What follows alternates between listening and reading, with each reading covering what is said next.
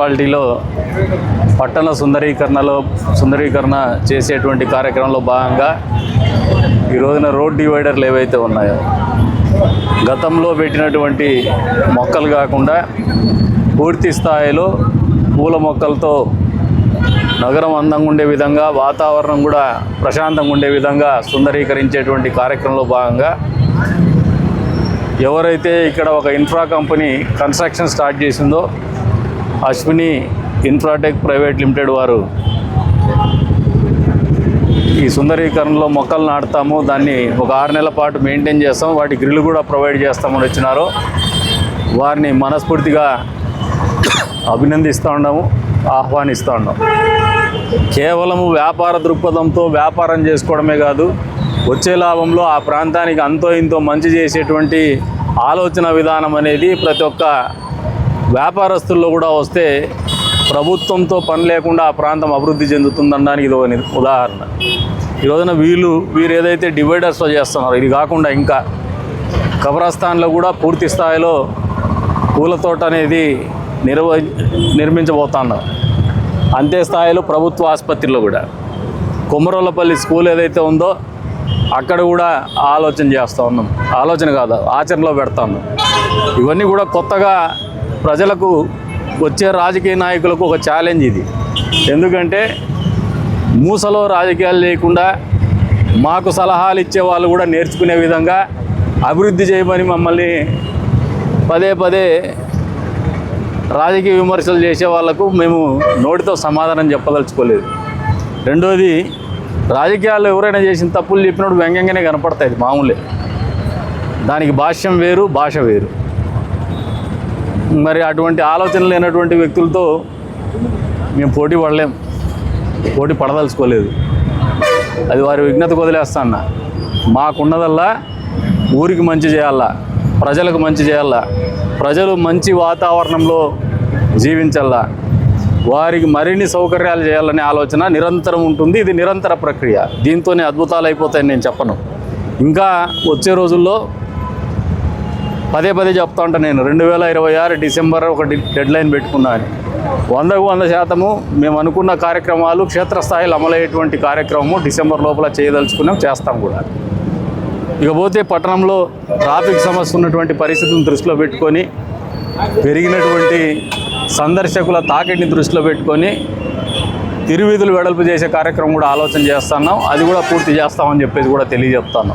అందుకని ఏదైతే మేము ట్రాఫిక్ సిగ్నల్స్ను పెట్టాలా ఊర్లో అని ఆలోచన చేస్తున్నామో ఆటోమేటెడ్ సిస్టమ్, ఫుల్లీ ఆటోమేటెడ్ సిస్టమ్ది, దాన్ని కూడా తిరువీధుల వెడల్పు జరిగిన తర్వాతే నిర్వహించాలనే ఆలోచనతోనే ఇప్పటికి కూడా హోల్డ్లో పెట్టాం.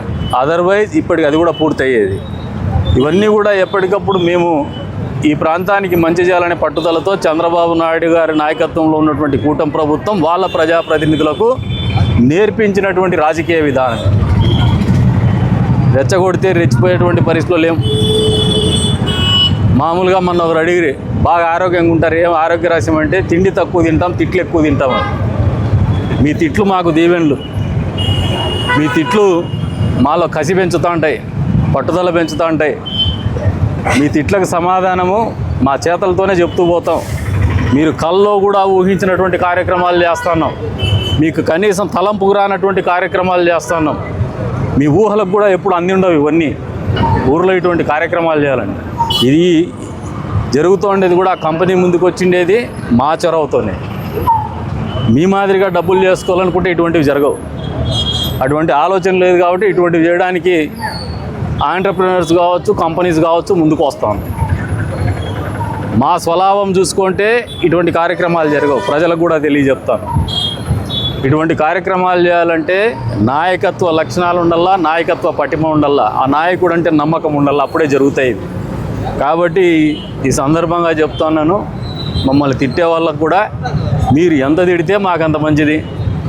మీరు వ్యక్తిగతంగా విమర్శలు చేయడంకే పరిమితం అయిపోయే పరిస్థితులు లేక మిమ్మల్ని నెట్టేసినాం. ఎందుకంటే మీకు రాజకీయ అజెండా ఉండదు. రాజకీయంగా మమ్మల్ని విమర్శలు చేసే స్థాయిలో మేము రాజకీయాలు చేయడం లేదు, అధికారంలో లేము. ఆ అధికారంలో ఉన్నది ప్రజల కోసం ఉన్నాం. మీ విమర్శల కోసమో లేదంటే మీరు రాజకీయంగా మాకు దారి చూపించే పరిస్థితిలో మేము అధికారంలో లేము. ప్రజల మెప్పులు పొందే విధానంలో అధికారంలో ఉన్నాం మేము. అధికారంలో ఉన్నామనే భావన తలకెక్కించుకోకుండా రాజకీయాలు చేస్తున్నాము, పరిపాలన అందిస్తూ ఉన్నాం. వచ్చే రోజుల్లో కూడా మా యొక్క ప్రతి నిమిషం, ప్రతి ఆలోచన ప్రజలకు మంచి చేయాలా, ఊరికి మంచి చేయాలనే ఆలోచనతోనే ముందుకు పోతాం. కానీ వ్యక్తిగత విమర్శలకు సమాధానం చెప్పాలని కూడా అనుకోవడం లేదు. మా కార్యకర్తలకు కూడా చెప్తా ఉన్నారు, ఎదుటోడు 10 మాటలు అన్నప్పుడు నవ్వుతూ వదిలేసేయండి, దానికి సమాధానం కాలమే చెప్తుంది. ప్రజల్లో పలసన అవుతూనే పోతారు వాళ్ళని ప్రజలకే వదిలేసేయండి. అంతేగాని మీరు సోషల్ మీడియా ద్వారానో లేదు నా మీద ఒత్తిడి తెచ్చో వాడిట్టన్నాడు వీడిట్టన్నాడు ఆనాయాలు ఇట్లా మాట్లాడి ఇవన్నీ వదిలేసేయండి. వాళ్ళ స్థాయి, వాళ్ళ ఆలోచన, వాళ్ళ రాజకీయము ప్రజలు నిర్ణయిస్తారు రేపు పొద్దున. కాబట్టి ఒక పద్ధతి పెట్టుకుందాం ఈ నియోజకవర్గంలో. వ్యక్తిగతంగా వాళ్ళు దూషించినా వ్యక్తిగతంగా మనం మాట్లాడొద్దు అనేది పెట్టుకుందాం. రాజకీయంగా నిర్మాణాత్మకంగా విమర్శలు అనేది ఎప్పుడు కూడా ఆహ్వానించదగినటివి. అదే విధానంతోనే ముందుకు పోతామని చెప్పేసి కూడా ఈ సందర్భంగా తెలియజేస్తున్నాం. ఈ ప్రభుత్వం, కూటమి ప్రభుత్వం ప్రతిరోజు కూడా ప్రజా సంక్షేమం కోసం, అభివృద్ధి కోసం, గ్రామ అభివృద్ధి కోసం, నియోజకవర్గ అభివృద్ధి కోసం, రాష్ట్ర అభివృద్ధి కోసమే పనిచేస్తుందని సుస్పష్టం చేస్తాను.